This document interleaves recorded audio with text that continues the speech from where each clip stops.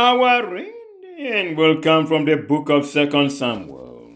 2 Samuel chapter 10, I read from verse 1 to 19, and I read in Jesus' name.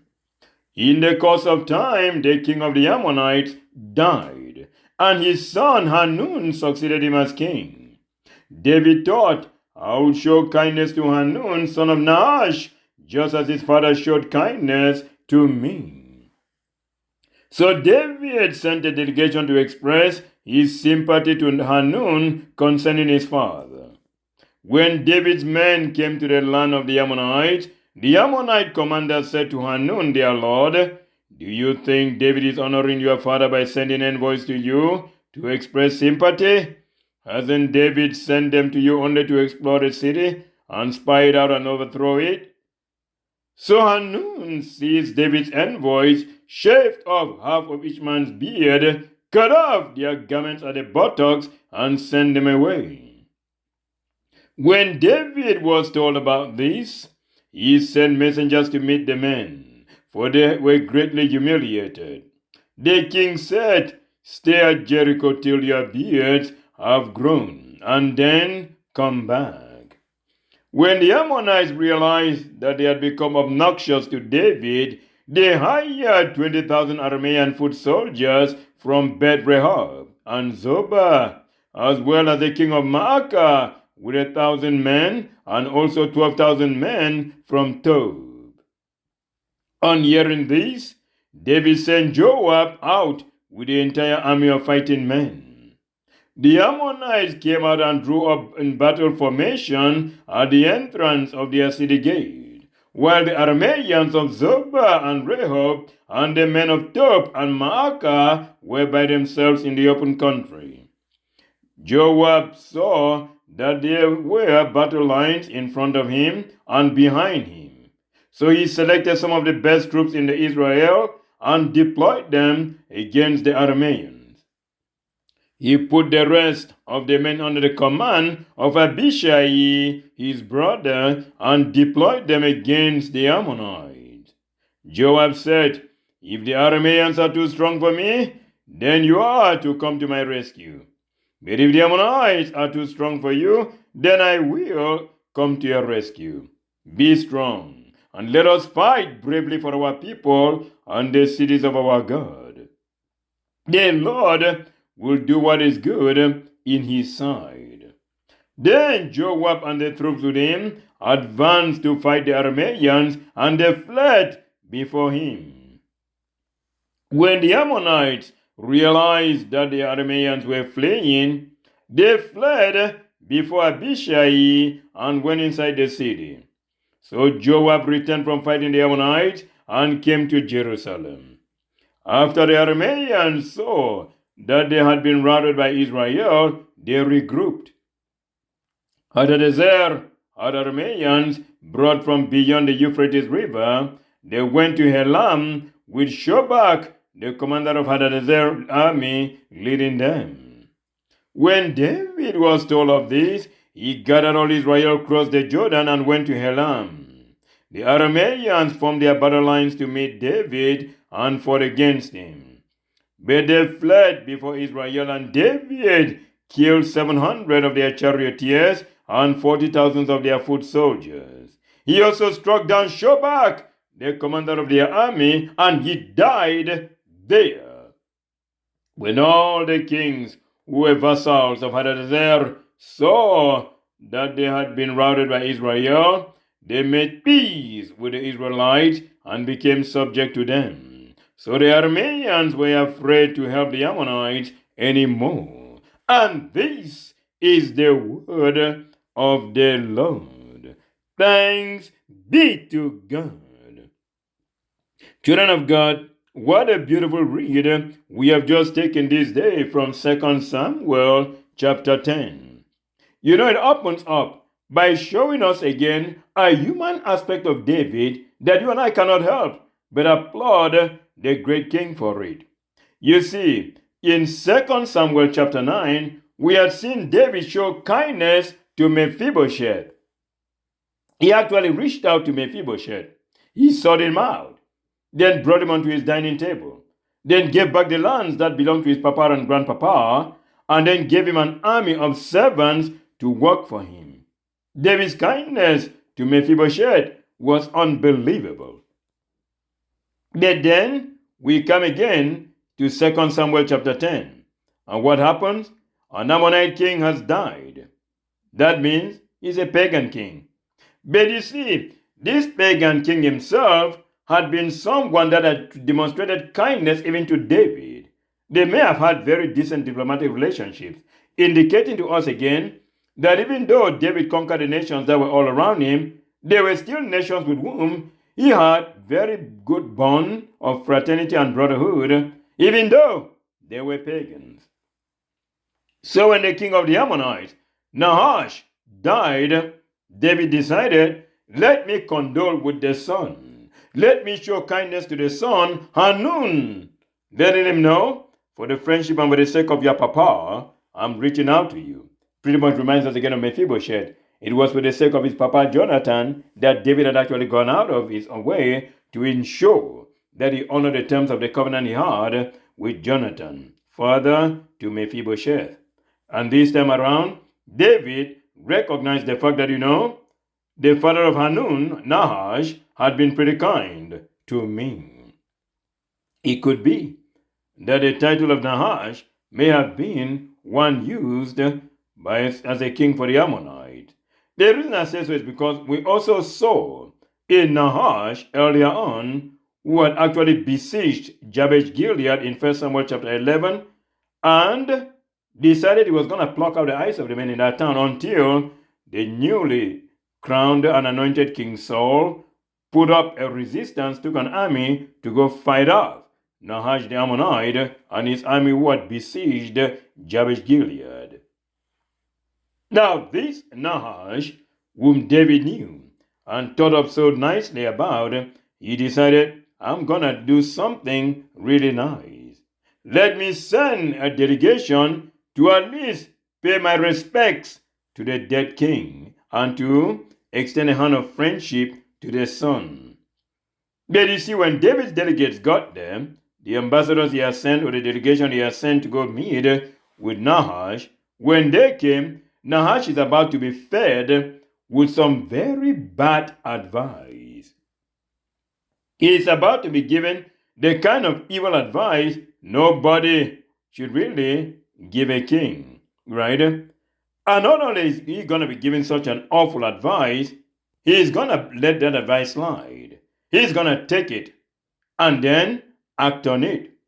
And by doing exactly that, that will become a serious error. Notice that when David's men came, what you heard from the advisors of of Hanun, son of Nahash, was they told the king, now king, come to think of it, do you really think David is honoring your papa by sending envoys to you to express sympathy? Because the David we know is a great warrior, is a great king, is a conqueror. He may have been sending them just to come and openly explore the city and spy on it and then figure out a way to overthrow it. Now, they might not have said it the way I just said it, but scripture let us know they did let the king know. King, David is not really honoring your papa by sending envoys to you. He is actually sending you to come and explore the city and then spy on it so that they can overthrow it. Now, we don't know why they came up with such a story, because it was not rooted in any truth. There were really no merits to back up such a false claim. It could equally be that these men just wanted to come across to the king as very wise men of deep thought. But then they were just making up stuff. Because if they knew better, they would have known David also had other friends that were pagan kings besides Hanun's father, Nahash, right? They would have known that. But unfortunately, they gave the king a bad advice. And the king acted on it as we saw in verse 4. Scripture says, Hanun seized David's envoys, shaved off half of each man's beard, cut off their garments at the buttocks, and sent them away. Now, how humiliating. How humiliating it is somebody came to condole with you, and you treat them so shabbily. You treat them with such depth of indignity, right? It was an insult, disgraceful.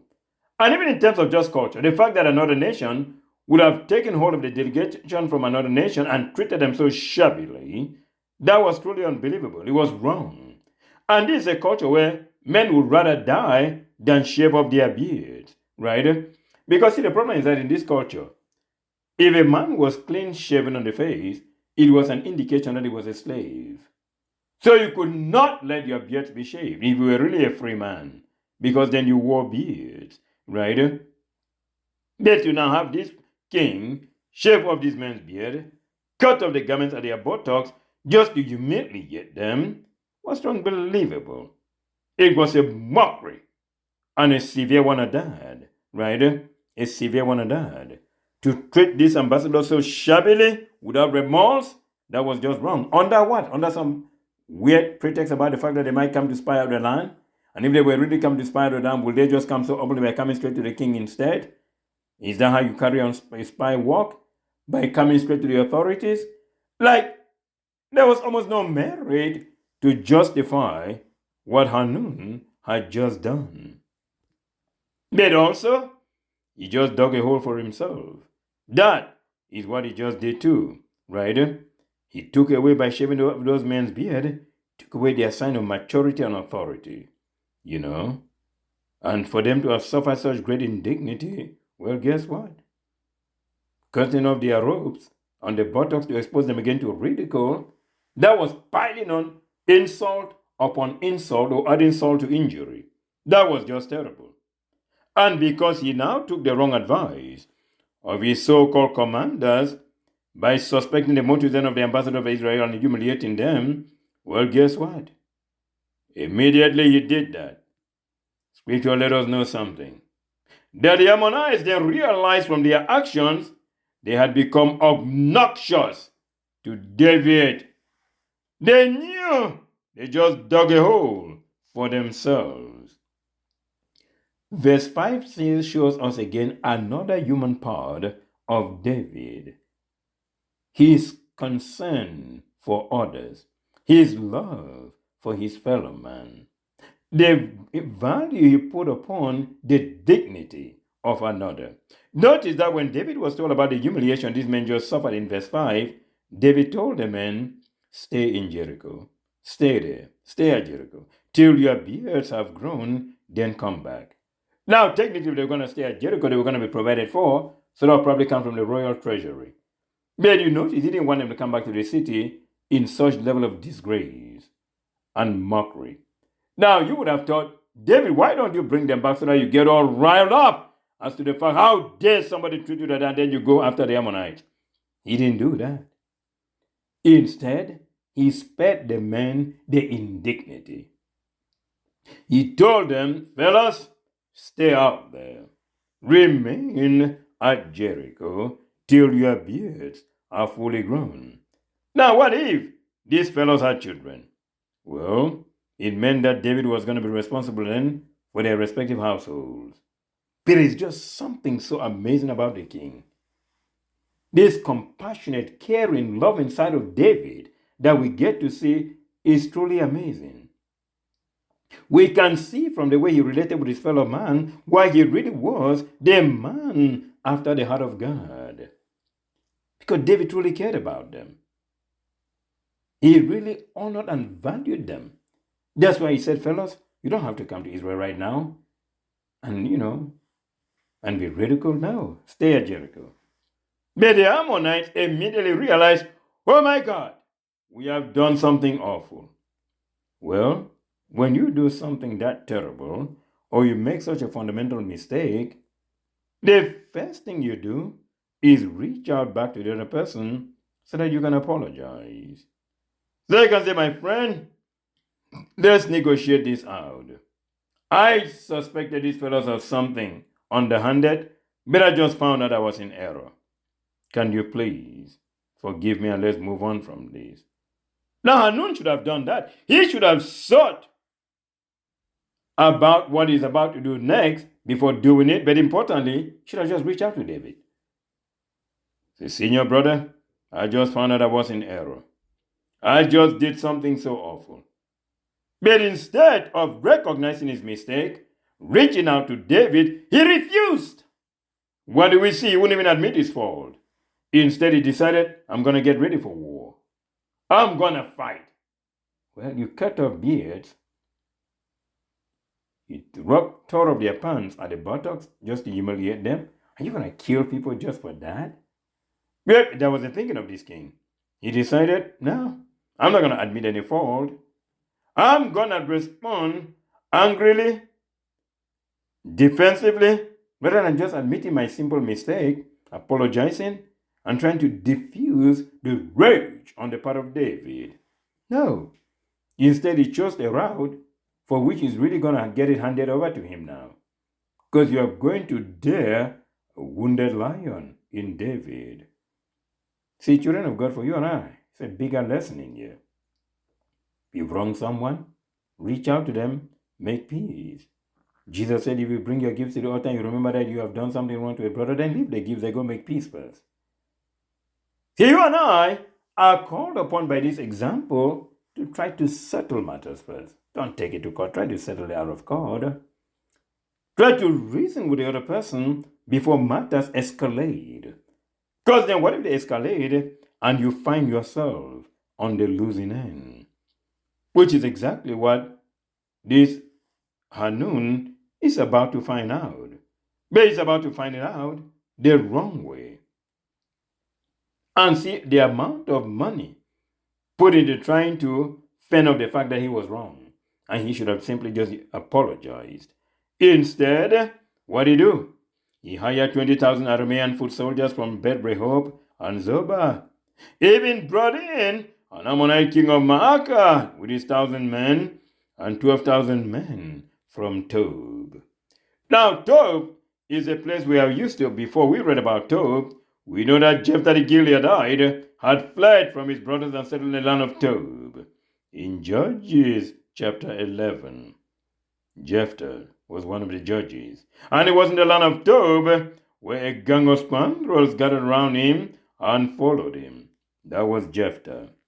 This time around, we now see that the Ammonites are instead reaching out to the men of Tob to then bring in mercenaries that will be able to fight David and his army. Notice that after they invited now a fighting force, hired mercenaries, verse 7 now says, on hearing this, David then sent Joab out to battle. It's almost like, wait, you mean up to this point David had not marshaled his forces to go into battle against the Ammonites? No. David still demonstrated restraint. But when he heard that, wait, the Ammonites not only did him wrong, but they've already gone and hired an army of fighting men, that's when David said, okay, if that's the case, Joab, you got war at your hands. And then look at the Ammonites, realizing that, okay, we're not fighting any ordinary army. We are fighting David's mighty men. We are fighting a fighting force, right? A fighting force. So then they were ready. They were ready. And when you think about the fact that Joab comes to battle, what does he see? The sight on the battlefield is pretty interesting. Because in front of him, you got the Ammonites. They came out and drew up battle formation at the entrance to the city gate. Then on the back of Joab, you now have the Arameans of Zobah and Rehob, and the men of Tob and those of Maacah. They were now on the other side in the open country. So Joab is caught up in a fight where there is an army on this side and an army on the other side. So when Joab now sees that the battle lines are drawn, he now makes a realignment of his battle plans. He then selects the best of his troops and deployed them against the Arameans. If they are mercenaries, he'd already told him they must be a ruthless force. Therefore, let my best deal with them. Then, for those now that were about to confront the Ammonites, he now put that army under the command of his brother, Abishai. Now it is not lost to us that Joab and Abishai were the two people, right, that had been responsible for the death of Abner, son of Ner, the commander of Israel's army, because they blamed him for the killing of their brother Asahel, Zeruiah. So this time around, you have the other two Zeruiah boys, Joab and Abishai. They are now in battle. They are now ready to take on the Ammonites and the entire force of the Arameans on the other side. Now, Joab made a speech that truly stood out. He said to the brother, "If the Arameans are too strong for me, then you are to come to my rescue. But if the Ammonites are too strong for you, then I will come to your rescue." In those few words, Joab communicated a depth of faith that is truly amazing. Did you notice he didn't consider option number 3? What if the Ammonites and the Arameans were strong for both of them? That wasn't an option in his calculation. He only figured that one side will be, the other side will be weak. And therefore, one of us can either leave the weak side and help the other one at the stronger side. That is a fighting force of God that truly depends on God in faith for victory. Then Joab now will go on to make this beautiful speech in verse 12. He said, "Be strong and let us fight bravely for our people and for the cities of our God. The Lord will do what is good in his sight. Be strong." He lets the army know, "Fellows, be strong," right? Ephesians chapter 6 verse 10 says, "Be strong in the Lord and in his mighty power." Be strong. The Lord told Moses and the children of Israel again in Deuteronomy 31 in verse 6, "Be strong and courageous. Do not be afraid or terrified because of them, for the Lord your God goes with you. He will never leave you, nor will he forsake you." Be strong. We saw how many times the Lord reminded Joshua son of Nun in Joshua chapter 1 to be strong. So here then, Joab tells the army, "Be strong, fellows. Be strong," right? He invites them then to fight bravely for who? For our people and the cities of our God. So first he calls them to stand. Then he reminds them again, "Fellows, we have to win this. The lives of our people, our cities, our entire civilization depends on us winning. We cannot afford to lose. All we got to do is to win," right? We got to win. Then the last part of his speech, he then said, "The Lord will do what is good in his sight." Now, Joab also reckoned the fact that, you know what? Regardless of how we battle, victory is from the Lord. It is the Lord who will do what is good in his sight, right? That recognition again too truly stood out. It was a powerful recognition on the part of Joab Zeruiah. Now, having made that amazing speech, Joab and the troops with him then advanced to fight the Arameans. You could only imagine a fighting force that was so motivated, so eager for victory, there was no stopping them. The Arameans may have seen that too. Because scripture says to us again that as Joab advanced to fight, the Arameans fled. The mercenary that has been hired to fight him, they fled. They fled. And verse 14 says, "And when the Ammonites realized, oh my God, the Arameans are fleeing," right? You could say Arameans or the Syrians. They are fleeing. Well, guess what? They too, the Ammonites, fled before Abishai and went inside the city. Now, by running away from Abishai, Joab and Abishai didn't have any fighting force opposing them at this time. So what did Joab do? He returned from fighting the Ammonites and came to Jerusalem. He didn't pursue them. He didn't hunt them. It was just enough that they all cowardly realized we don't stand a chance, and they took off. So Joab then left them the privilege at least to escape and not be hunted down. Now, the Arameans, I don't think they liked the fact that they fled the way they did, because somehow again, Hadadezer had the Arameans regrouped, brought in more Arameans again from beyond the Euphrates, and they all now went to Ahelam. And when they got to Helam, well, guess who was in command? Shobak. And that was Hadadezer, chief commander of his army. He was in charge of the new army he had just assembled to take on Israel. Verse 17 says, when David was told of this, he gathered all Israel, then crossed the Jordan and went to Helam. He had to battle somebody. And the Arameans, of course, formed their battle lines. This time they're not running away, they're going to fight. But then, guess what? Verse 18 now says, but they fled before Israel, and David killed 700 of their charioteers and 40,000 of their foot soldiers. And who was also another of the casualty? Shobach, commander of Hadadezer's army. It was cut down, right? It was cut down. Now, the consequence of this victory, remember that David was the one that led the army to victory. One of the major consequences of this was that those who were vassals of Hadadezer, when they saw that he had been routed by Israel, they immediately made peace with the Israelites and became subject to them. And the Arameans, oh my God, could no longer dare to go help the Ammonites in any of their military escapades. Now, notice that something also happened. Because the Ammonites had fled back into the city and had not been hunted down, well, the time will come when David will decide to get them hunted down again, and that will be in the springtime, normally the time when kings are supposed to go to war. But instead of going, David will send Joab. That error will now give the devil room to lead David into sin. So as we open up the 11th chapter, then we begin to deal with David's struggles and all his challenges with sin.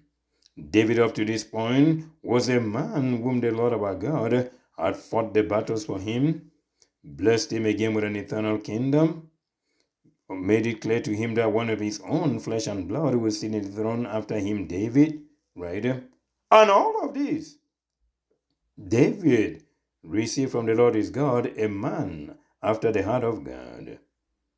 But then there was an unfinished business, which when David will not go back to battle, and you can see from here, the Lord already foreshadowed this situation by letting David know, when you lead the army to battle, the victory is spectacular.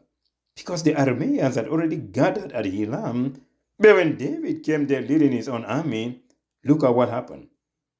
The Arameans still fled before Israel, but